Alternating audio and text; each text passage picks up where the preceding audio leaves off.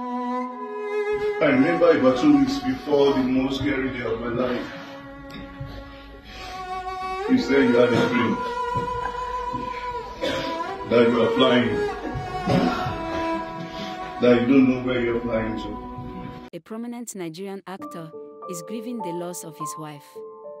He confirmed her passing through a heartfelt social media post on Tuesday, February 27th, expressing that she would always hold a special place in his heart.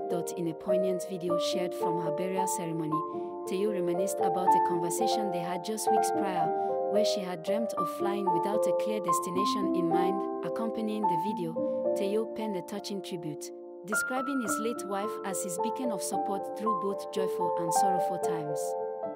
He expressed profound sadness over her absence but found solace in the enduring love she left behind.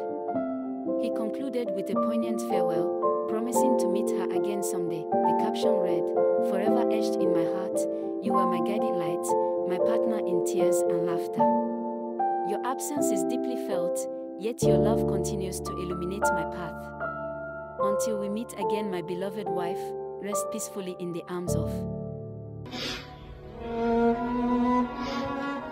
You fought so hard to be a mother.